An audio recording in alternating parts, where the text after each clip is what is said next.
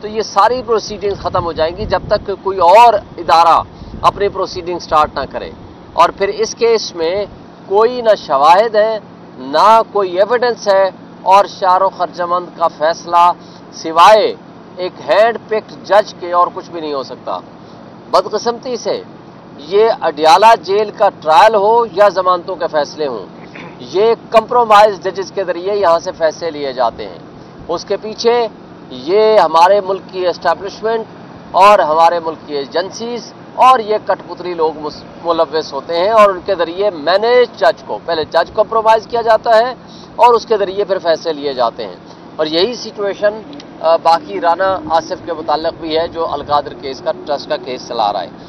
ایک بات آپ کو بتا دوں، یہ اس وقت جو سچویشن ہے یہ اتنی، میں یہ سمجھتا ہوں کہ بدقسمتی ہے کہ ہمارے نظام انصاف پہ اس قدر حملہ ہو رہا ہے کہ کوئی بھی ادارہ اب انڈیپینڈنٹ نہیں رہا.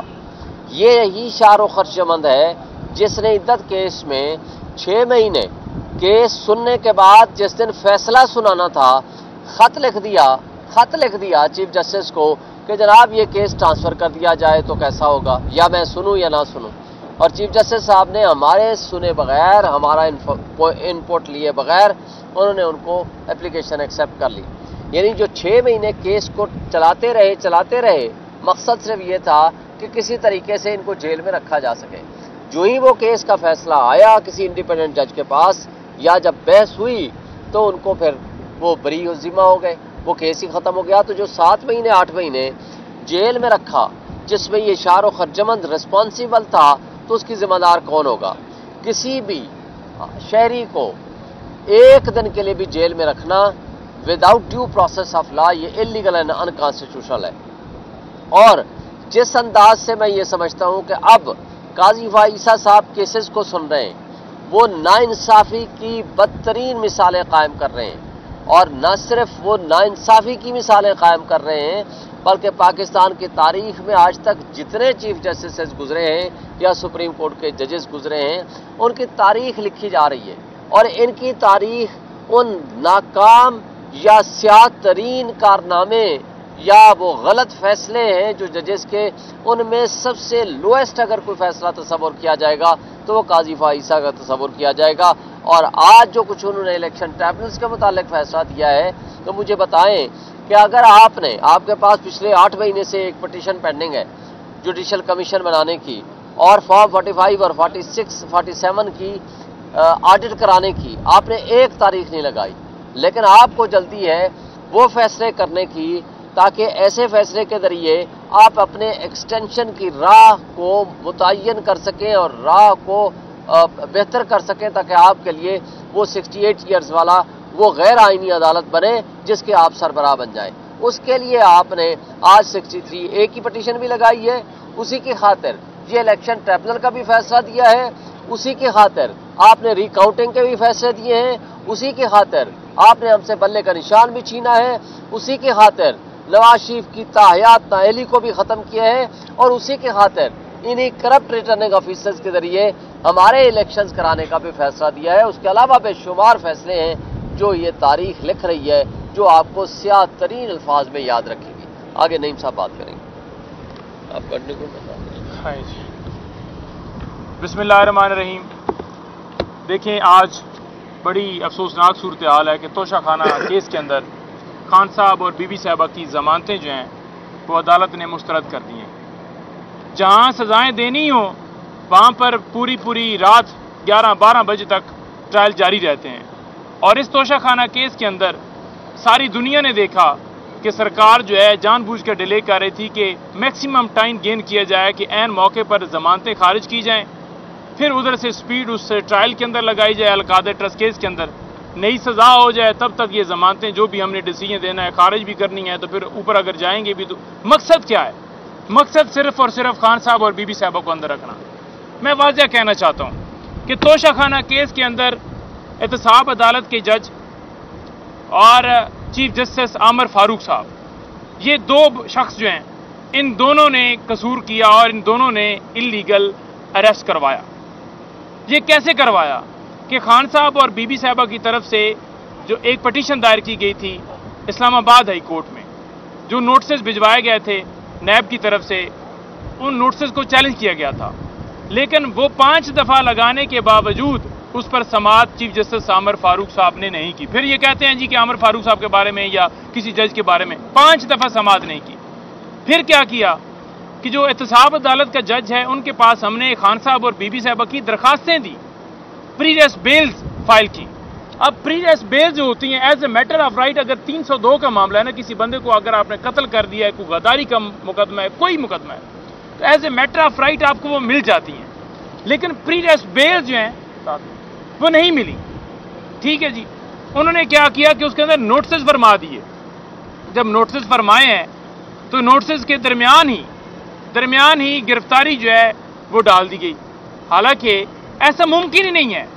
اور جب نیب ترمیم کے اوپر فیصلہ آ گیا سپریم کورٹ کے بعد، تو توشہ خانہ کیس ہو یا القادر ٹرسٹ کیس ہو تو ختم ہو جانا چاہیے، لیکن القادر بھی چل رہا ہے اور توشہ خانہ کا کیس جو ہے وہ جا کر سرکار نے یہ عدالت کے اندر کہا کہ یہ جو کیس ہے اب یہاں پر نہیں چل سکتا، کیونکہ اس کی مالیت جو ہے 50 کروڑ سے نیچے ہے، 3 کروڑ اور 20 لاکھ کا یہ کیس ہے، تو اس کو یہاں سے ٹرانسفر کیا جائے FIA کے پاس۔ اب یہ اس عدالت کے پاس جورسڈکشن ہی نہیں تھی، اس عدالت نے، نیب عدالت نے، احتساب عدالت نے یہ کیا کہ اس کیس کو FIA کے پاس بھیج دیا۔ اب FIA اسپیشل جج جو ہیں وہ آ کے، ان کا نوٹیفیکیشن ہوا، انہوں نے آ کے ٹرائل شروع کیا، کیس کے اوپر، ضمانت کے اوپر سماعت شروع کی۔ اب ضمانت کے اوپر جب سماعت شروع کی ہے تو آپ کو چاہیے کہ فی الفور فیصلہ دیا جائے۔ آپ کیوں بہانے مان رہے ہیں؟ ہمیں پتہ تھا کہ یہ بیلز خارج کریں گے، لیکن ہم کہہ رہے تھے کہ اگر خارج بھی کرنی ہے تو جلدی کریں تاکہ ہم ہائی کورٹ کے اندر جائیں۔ انہوں نے جان بوجھ کر کیس لٹکایا۔ 4تھی دفعہ توشہ خانہ کیس سٹارٹ ہو رہا ہے۔ اس سے پہلے جج ہمایوں دلاور نے سزا دی، اس کے بعد نیب احتساب عدالت نے 14 سال سزا دی توشہ خانہ کیس کے اوپر۔ ایک جیلی رسیدوں کے حوالے سے FIR درج ہے اسلام آباد کے اندر چل رہی ہے، اور چوتھا یہ کیس یہاں پر FIA کے اندر یہ چل رہا ہے۔ کہیں پر بھی اگر کوئی کیس سٹارٹ ہوتا ہے نا، کوئی ڈپارٹمنٹ کرتا ہے، FIA کرتا ہے، نیب کرتا ہے یا کوئی کرتا ہے، وہ اپنی ایک انکوائری شروع کرتا ہے، اپنا ایک کیس بلڈ کرتا ہے، نوٹسز کرتا ہے یا اس کے اوپر پوری وہ کاروائی کرتا ہے۔ لیکن یہاں پر کیا ہے؟ یہاں پر ڈائریکٹلی نیب نے کہا جی اب FIA کرے گا، حالانکہ قانون کے اندر یہ ممانعت ہے، یہ پاسبل ہی نہیں ہے۔ اور قانون کے اندر یہ بھی ہے آپ نے ایک جرم کے اوپر ایک دفعہ سزا دے سکتے ہیں، ٹرائل چلا سکتے ہیں، ایک بھی جرم تو ہوا نہیں ہے، لیکن یہاں پر کیا ہے کہ 4تھی دفعہ سٹارٹ ہے، تو کھلے عام قانون اور آئین کی دھجیاں اڑائی جا رہی ہیں۔ مقصد کیا ہے؟ مقصد یہ ہے کہ بشرا بی بی صاحبہ جو ہیں، خان صاحب جو ہیں، وہ ٹوٹیں، کیونکہ اب آپ دیکھیں کہ 9 مئی کے کیسز آج لاہور میں لگے ہوئے ہیں۔ ضمانتیں ڈیسائیڈ کیوں نہیں کی جا رہی ہیں؟ آپ درخواستیں آپ ڈیسائیڈ تو کریں، اگر آپ نے خارج ہی کرنی ہے تو کر دیں، لیکن لیٹ کرنا، 6 مہینے لیٹ کرنا، سال کرنا، اور سال کے بعد کہہ دینا جی خارج ہو گئی ہے، مقصد یہ ہے کہ وہ باہر نہ آئے۔ اور بی بی صاحبہ کی بیل خارج کرنے کا مقصد یہ ہے کہ ان کو، بی بی صاحبہ کو مینٹلی ٹارچر کیا جائے، خان صاحب کو مینٹلی ٹارچر کیا جائے، کیونکہ پورے انہوں نے ہتھ کنڈے اپنائے۔ خان صاحب کے اوپر 250 کیسز بنائے، پارٹی کے اوپر کیسز بنائے، پارٹی کے اوپر کریک ڈاؤن کیا، نشان لیا، الیکشن میں ڈاکہ ڈالا، 9 مئی کا ملبہ ہمارے اوپر ڈالا، سارا کچھ کیا۔ انہوں نے دیکھا کہ وہ ٹوٹ نہیں رہے، تو لہٰذا اب ان کی اہلیہ کو سزائیں دے کر، ان کو اندر رکھ کے، ان کو ٹارچر کر کے کسی نہ کسی طریقے سے ان کو توڑا جا سکے۔ عقل کے اندھے ہی ہیں، بے وقوف ہیں، ان کو سمجھ نہیں آ رہی کہ وہ شخص، اس کے دل میں جو ارادہ ہے وہ یہ ہے کہ میں نے اس ملک کی خاطر ہر حد تک جانا ہے، اور ہر حد تک میں نے کوشش کرنی ہے کہ اپنی ایفرٹ سے اس ملک کو میں آزاد کروں، ہمارے تمام ادارے آزاد ہوں۔ تو جب انسان کا ایمان جو ہے اللہ تعالیٰ پر اتنا پختہ ہو اور اس کے ارادے اتنے نیک ہوں، کیا یہ دنیاوی طاقتیں اسے روک سکتی ہیں، اسے ڈرا سکتی ہیں، اسے پیچھے ہٹا سکتی ہیں؟ تو ساری ان کی کوششیں جو ہیں وہ بالکل بے جان ہیں۔ آج میں، یہ شعیب شہین صاحب کھڑے تھے، میں کھڑا رہا ہوں، سلمان اکرم راجہ صاحب سینئر ایڈوکیٹ ہیں سپریم کورٹ کے، شعیب شہین صاحب سینئر ایڈوکیٹ ہیں سپریم کورٹ کے، ہمیں آج سماعت کے اندر ہائی کورٹ کے حکم کے باوجود اندر جانے نہیں دیا گیا۔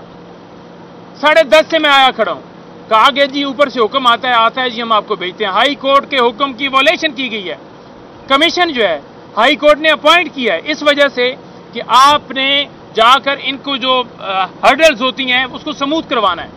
ضیاء بھائی میرے ساتھ کھڑے ہیں، तमाम वकील वहां खड़े रहे, अंदर नहीं जाने दिया गया। जो पहले उन्होंने भिजवाने थे वो उन्होंने भिजवा दिए 2-4। उन्हें पता था ना कि बेल खारिज होगी और खान साहब बात भी करेंगे। मैक्सिमम उनकी कोशिश होती है कि कम से कम, मतलब अगर कोई वकील गया है तो डेफिनेटली अगर सलमान साहब गए हैं तो वो रोस्तम पे होंगे। अब उन्हें यह है कि कहीं मीडिया के साथ खड़े होकर नईम खड़ा होगा, शुएब खड़ा होगा या कोई और खड़ा होगा, तो वो जो बातें कम से कम बाहर आए। आज सहाफियों को भी रोका गया, 3 गए अंदर, 3 बेचारे खड़े रहे और एंड पर भेजा है। वो गए, उन्होंने कहा कि हमसे पहले मीडिया टॉक हो गई। उनसे कहा जाता है कि आपने जाकर सवालात नहीं करने। एक आध बंदे ने अब इंसान है, कोई ज़हन में सवाल, मीडिया क्यों जाता है? क्या मीडिया पे पाबंदी है? क्या वो सवाल नहीं कर सकते? आप यहाँ पर खड़े हैं, सारा सारा दिन धूप में खड़े रहते हैं। क्यों खड़े रहते हैं? इस मुल्क की खातिर खड़े हुए हैं। आप क्या काम कर रहे हैं? इस मुल्क की खिदमत कर रहे हैं। आप खिदमत ये कर रहे हैं कि कहीं पर नाजायज कोई नाइंसाफी होती है, कहीं पर कोई गलत काम होता है, आप उसकी आवाज़ बने हुए हैं। आप आवाज़ ही रोकना चाहते हैं, आप चाहते हैं कि आवाज़ ही बंद हो। तो आपने जानबूझकर उनको रोका और हम इस चीज़ की मजम्मत करते हैं। और हाई कोर्ट के हुक्म की वायलेशन करना, हाई कोर्ट के सामने वाज़ेह तौर पर अंडरटेकिंग दी है कि ये ओपन ट्रायल है, ये फेयर ट्रायल है। किसी सूरत ये ओपन ट्रायल नहीं है। यहाँ पर कोई हमारा वर्कर नहीं जा सकता। यहाँ पर मीडिया के ऊपर सख्तियाँ हैं, यहाँ पर वकला को जाने के ऊपर पाबंदी है। तो हम इन तमाम जो इनका कंडक्ट है उसकी मजम्मत भी करते हैं और हम ये सदा करते हैं आला अदलिया से कि देखेंगे ये क्या हो रहा है। कमीशन को हमने फ़ोन किया लेकिन कमीशन की भी उन्होंने बात नहीं मानी। तो ये सूरत हाल चल रही है। और आखिर में मैं ये कहना चाहूँगा कि ये जो उन्होंने फस्तायत की है, हमारे जो हमने पुरमन वहाँ पर एहतजाज रखा था रावलपिंडी के अंदर, हमारे वर्कर्स के ऊपर गोलियां चलाई गईं, रबड़ की गोलियां और फिर दूसरी गोलियां चलाई गईं। हमारे लोगों को जख्मी किया गया, आंसू गैस चलाई गई। सिर्फ ये नहीं कि कोई नौजवान थे, बल्कि वहाँ पर खवातीन थी, वहाँ खवातीन थी, वहाँ बच्चे थे, वहाँ बुजुर्ग थे। एक बूढ़ी खातून जिसे 70 साल से ज़्यादा उसकी उम्र है, उसके ऊपर दहशतगर्दी का मुकदमा बना दिया है और सैकड़ों हमारे कारकुनान पकड़े गए। 500 से ज़्यादा लोग जो हैं उनके ऊपर जो है वो FIR दे दी है। मामला ये है कि वो आवाज़ उठा रहे हैं कि हमारी अदली आज़ाद हो, वो कह रहे हैं कि मुल्क के अंदर कानून और आइन की बालादस्ती हो। ये मरियम, शहबाज, नवाज, ये वजीर दाखिला, ये सारे रियासती मशीनरी इस्तेमाल करते हुए अपने पॉलिटिकल गेन हासिल करें। ये सारे के सारे ये चाह रहे हैं कि कोई बात ना करे, कोई बोले नहीं और उसको जो मशीनरी है उसको अपने पॉलिटिकल मकासद के लिए कि एक पार्टी को क्रैकडाउन, उसके ऊपर क्रैकडाउन किया जाए, एलिमिनेट किया जाए। सिर्फ ये चोर करप्ट जो हैं ये यहाँ पर नजर आए और कोई बंदा नजर ना आए। और ये मैं वाज़ेह करना चाहता हूँ कि ये सिर्फ पाकिस्तान तहरीक इंसाफ के वर्कर्स नहीं है, ये अवाम है, ये पाकिस्तान की अवाम है जो शऊर रखती है। आप जितनी वस्तायत कर लें, जो मर्जी है कर लें, मियाँ वाली, फैसलाबाद, मुल्तान, तीनों जगहों के ऊपर इमरान खान की कॉल है और इमरान खान की कॉल के ऊपर तीनों शहरों के अंदर इंशाअल्लाह ताला आप देखेंगे कि बुध वाले दिन अवाम का समंदर होगा। और 5 को हम लाहौर आ रहे हैं। मरियम, इंतज़ार करना, तैयारियां भी करना, हम भी आ रहे हैं, हमारी भी तैयारियां हैं। इंशाअल्लाह फिर आपके सामने उधर बात होगी। Thank you.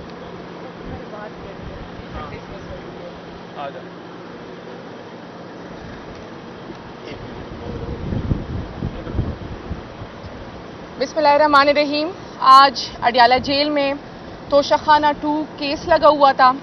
ये वही केस है जो पहले नेब ने बनाया, फिर नेब तरामीम में नवाज शरीफ, जरदारी और सबको जब NRO 2 मिला तो सबके केसेस ख़त्म हुए, लेकिन इमरान खान साहब और बिशरा इमरान खान साहिबा का केस चलता रहा। ये बेल पिटीशन हमने कोई 15 दिन पहले फाइल की थी। हमने जज साहब से बारहा कहा कि हमें पता है आपने सज़ा ही सुनानी है तो आप सज़ा सुना दे, ये वक्त का ज़िया जो है अब्यूज़ ऑफ प्रोसेस है। लेकिन उन्होंने इसको डिले किया और आज तकरीबन 10 दिनों बाद उन्होंने कहा कि मैं 5 मिनट में फैसला सुना रहा हूँ। उन्होंने तमाम तर हमारी बेल पिटीशन जो बुशरा इमरान खान साहिबा पे वाहिद केस था तोशाखाना 2 का, वो डिसमिस कर दी है। ये बाकायदा तौर पे खान साहब और बुशरा इमरान खान साहिबा को अंदर रखना चाहते हैं और इस टाइम इन्होंने बाकायदा तौर पे ऐलान कर दिया है कि इन्होंने जुडिशल मार्शल लॉ भी नाफिज किया हुआ है। इनकी मर्जी के फैसले हो रहे हैं और ये किसी भी तरीके से नहीं चाहते कि वो बाहर आए। और खान साहब ने बारहा मीडिया को आज ये पैगाम दिया है कि अब इनकलाब का टाइम आ चुका है। बहुत शुक्रिया। لیکن جی ایک چیز تھوڑی سی آپ کو ذرا بتانی ہے کہ کل ہم نے یا ہمارے ساتھیوں نے یا خان صاحب کی بہنوں نے جو شیل اور گولیاں کھائی ہیں نا وہ آپ کو دکھانی تھی. یہ وہ شیل ہیں جو میں نے کل اپنے ہاتھوں سے ڈیفیوز کیے, میرے قدموں میں آ کے گرے, جو مجھے مارے گئے, جو ہمارے لوگوں کو مارے گئے. اس چیز کا بتانا تھا کہ آپ دیکھیں کہ یہ شیل ہیں اور اس طرح کی فسطائیت کل ہم پہ کی گئی. Thank you.